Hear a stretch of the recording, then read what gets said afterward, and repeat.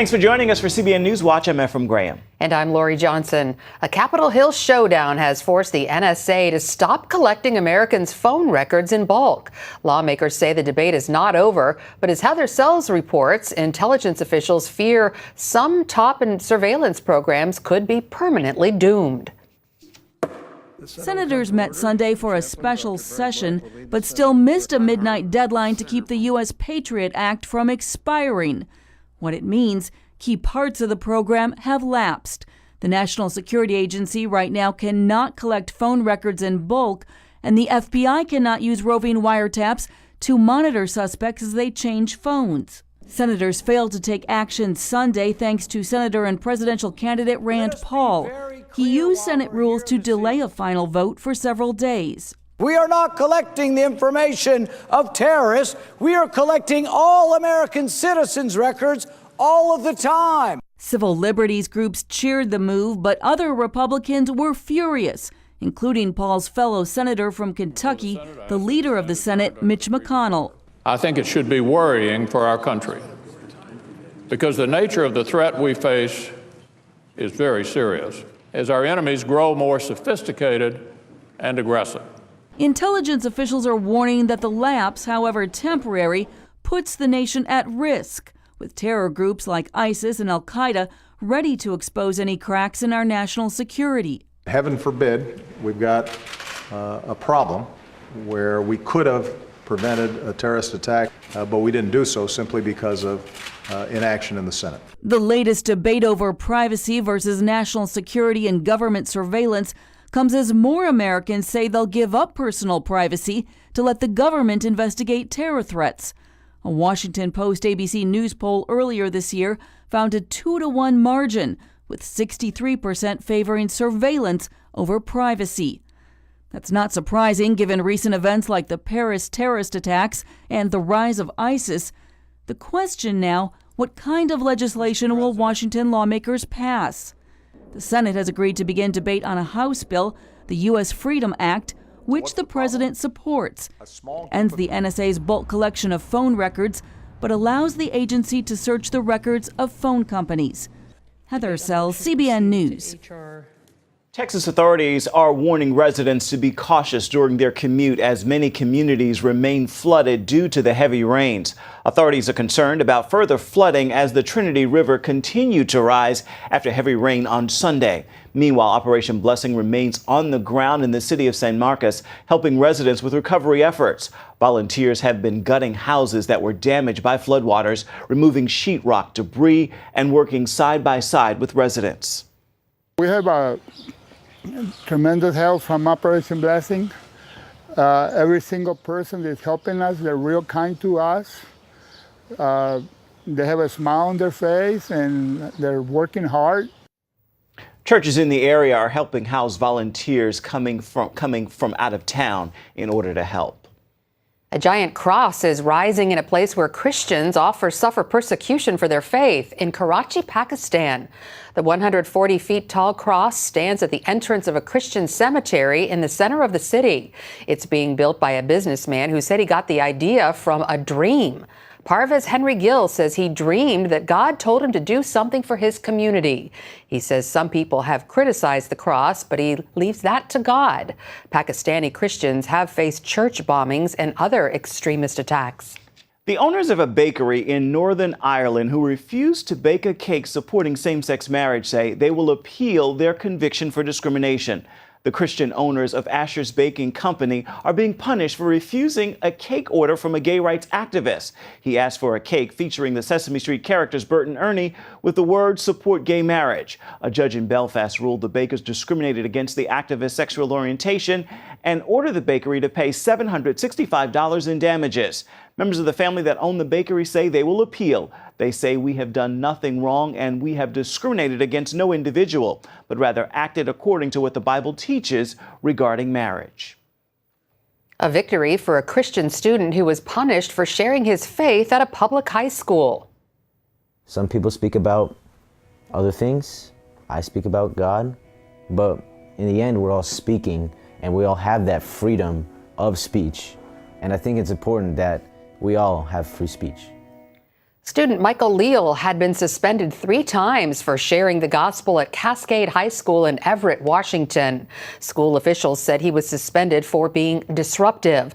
The Pacific Justice Institute reports the school had a policy banning students from handing out literature unless they wrote it themselves. So they punished Leal for handing out gospel tracts.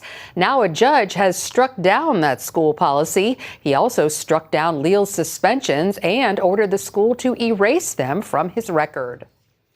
A supervisor in the Department of Veterans Affairs pressured employees in Philadelphia to take part in psychic readings last year. USA Today reports that was the finding from an internal investigation by the VA. Lucy Filipov, the acting director of benefits, sent an email to 8 senior employees before the readings, which took place in her home and cost $35. The psychic is married to another VA executive. VA employees who went to the event later told auditors they felt uncomfortable. The VA investigation said Filipov misused her authority and the agency may discipline her. Stem cells are a promising new area in medical research. Pro-life groups object to their use when they come from human embryos, but now many doctors are using adult stem cells from the patient's own body to treat a variety of medical problems. Stem cell clinics are popping up across the country, an estimated 200 so far. Stem cells are the basic building blocks of every one of us. They live in blood, bone, and fat and can be used to rejuvenate other parts of the body. Stem cell therapy involves extracting a patient's stem cells from a certain area, then injecting them into a problem area. You have to realize everything that we're giving the patient back is already in their body. All we've done is concentrate the stem cells. Stem cells from bone marrow is already an established therapy for a handful of blood cancers. But Dr. Berman says stem cells from fat are just as good. These cells are separated, so look, the fat's gone to the top, and now all the cells are in the bottom. After separating out the stem cells, they're concentrated. All we do is remove all the debris, wash out the collagenase, and when we're done, we have 5 to 10 milliliters, like 2 teaspoons of a soup. And then we will inject that soup into the joint or even intravenously. Adult stem cells are used to treat more than 30 conditions, including sports injuries, multiple sclerosis, lupus, and lung disease, even facelifts and other anti-aging procedures, at a cost ranging from $5,000 to $20,000. But does it work, and is it safe? Much of the evidence to support the use of adult stem cell therapy is anecdotal, and there's very little regulation over stem cell clinics. Paul Knopfler is a stem cell researcher at the University of California, Davis School of Medicine. He says when it comes to stem cell therapy, let the buyer beware. The stem cell technology is really exciting, and it's kind of this cutting edge 21st century technology, but the way it's being implemented at these clinics and how it's regulated, it's more like 19th century. It's sort of like this Wild West, you know. Industry critics are calling for the FDA to regulate stem cell clinics, but the agency's authority to do so is not clearly defined and has been debated by legal experts for years. So although there are some problems with adult stem cells, pro-life groups are overall pleased with the shift to adult stem cells from embryonic stem cells, which do require the destruction of a human embryo.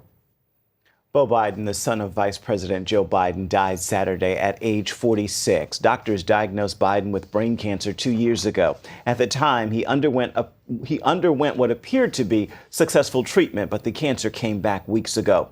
Beau Biden leaves behind a wife and 2 sons. When he died, he was surrounded by his family. His father said in a statement, Beau Biden was quite simply the finest man any of us have ever known. Beau Biden served as Delaware's 44th Attorney General. He was also an Iraq War veteran who earned a Bronze Star.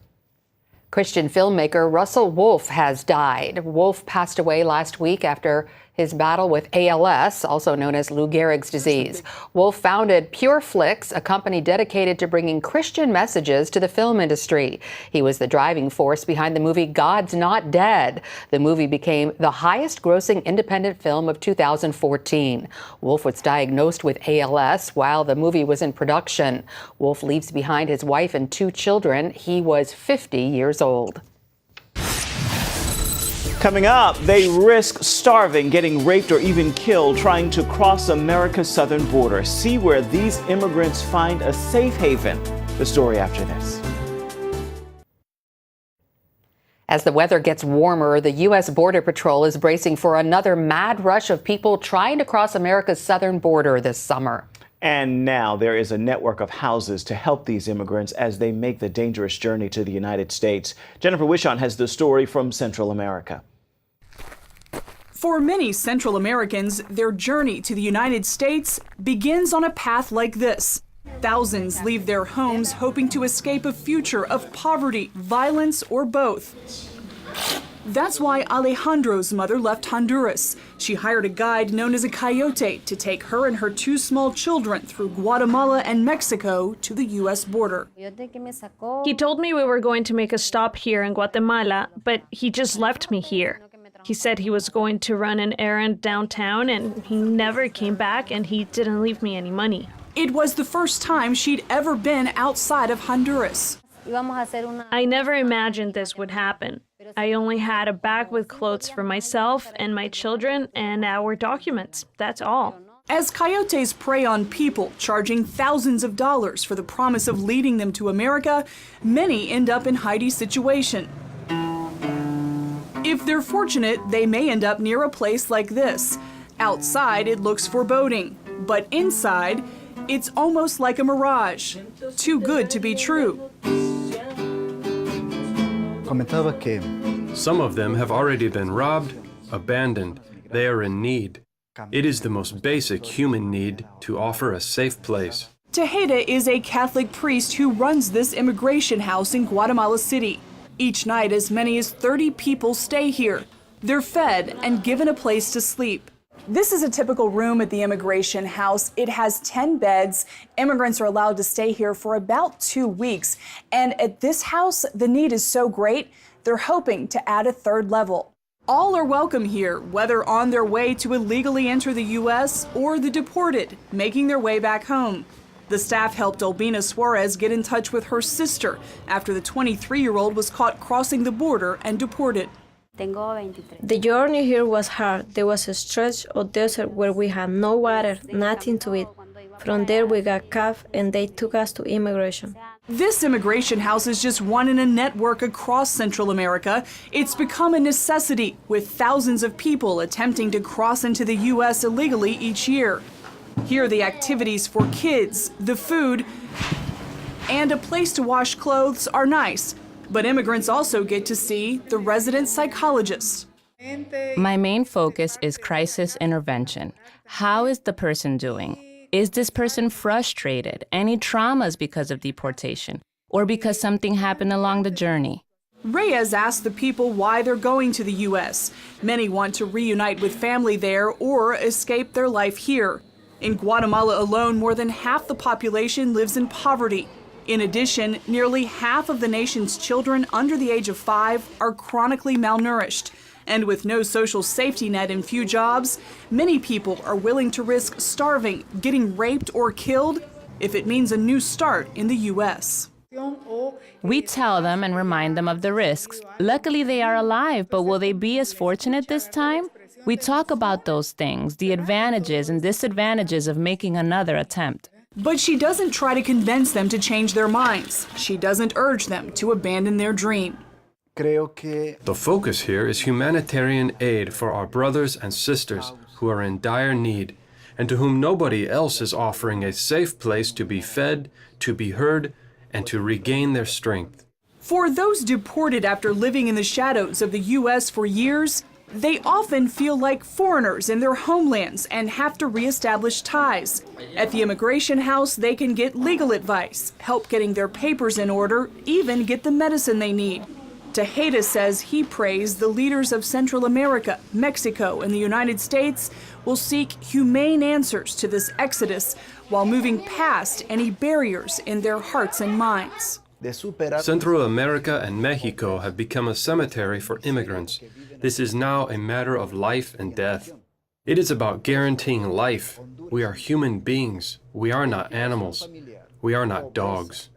After her ordeal, Albina says she's staying put.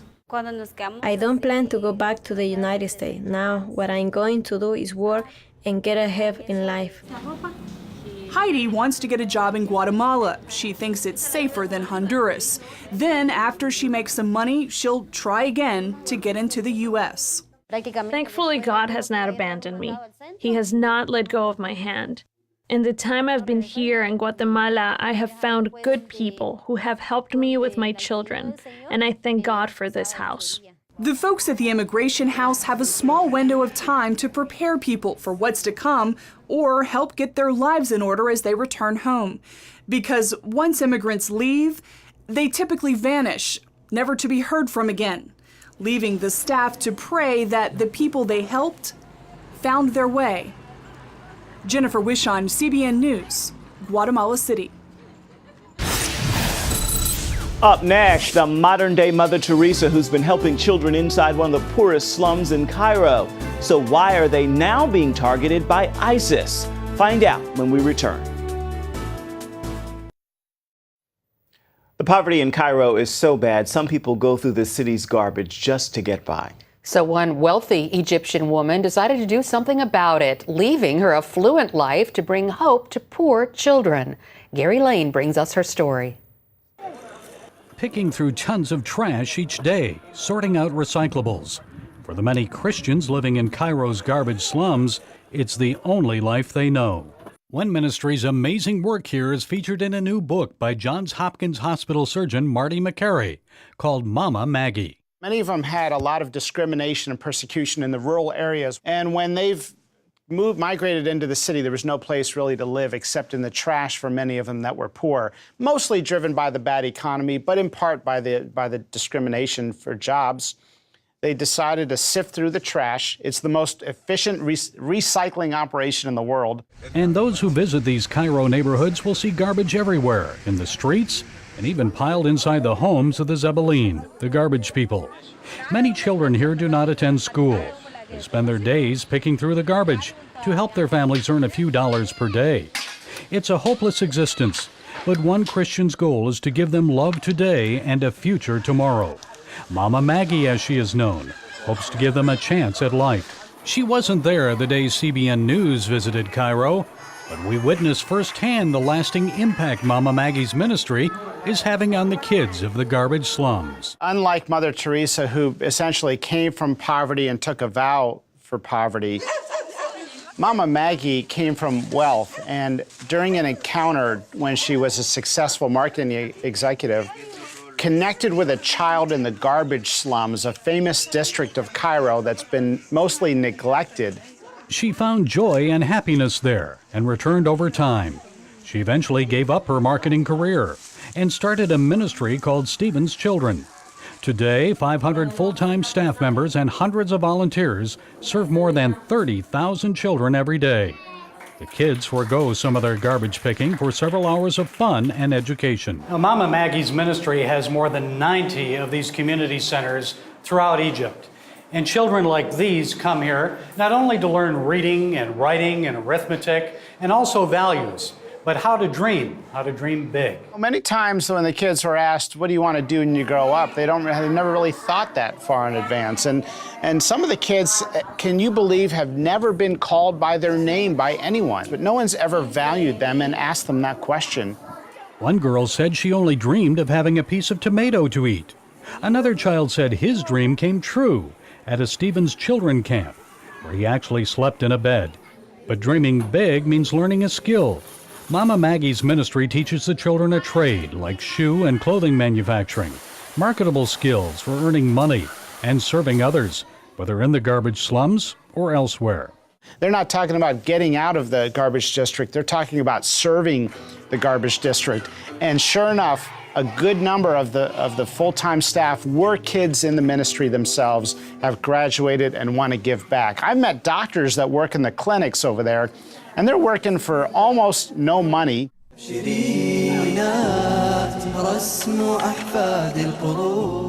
of the 21 Egyptian Christians killed by ISIS in Libya last February were helped by Mama Maggie's ministry. They were kids that she fed and taught and were part of the group, and 2 of them had become leaders in the ministry, and They're now using that story to teach forgiveness in the Middle East. They're teaching the kids to break the cycle of revenge. What impresses you the most about Mama Maggie? Well, I think it's the humility. It is amazing to see that sort of genuine selflessness in a world where you so rarely see it. You know, Gary, when I came back, the thought of being upset at the cab driver or frustrated with the bank ATM or something like it just put everything in life in perspective. A perspective of serving and helping, bringing hope and dignity to the most neglected places. Gary Lane, CBN News, Cairo, Egypt. Heart goes out to Mama Maggie, a name I'll never forget for sure. What an inspiration. It does put everything into perspective. Indeed it does. Stay with us. We are coming right back. You're never too old to break new records. At 92 years old, Harriet Thompson ran right into the record books on Sunday and became the oldest woman to finish a half marathon. The cancer survivor finished the San Diego race in 7 hours and 24 minutes. Thompson didn't begin running marathons until she was in her 70s after a fellow church member approached her to be a sponsor in a marathon to fight leukemia and lymphoma. Wow, inspiring. A little extra inspiration to get you motivated on a Monday. If you are a runner, you know what it's like to feel like when you hit a wall in a race and in that moment you need to summon all of your energy to keep on going. That can be said for life as well and the challenges we face. So today I've got 2 words for you. Push past. Push past the doubt, push past the fear, push past the noise, and move forward to the finish line. The marathon of life is long, but you will finish as long as you simply stay in the race. Forgetting what is behind and pressing forward. You got it. Amen. That's it for now on CBN NewsWatch. You can find more of our exclusive coverage of the issues you care most about at cbnnews.com. We'd love to hear what you think about the stories you've seen here today. You can do that on Facebook or at CBN News on Twitter. Hope you'll join us again right here next time. Make this a marvelous Monday, everybody. We'll see you tomorrow. Bye-bye.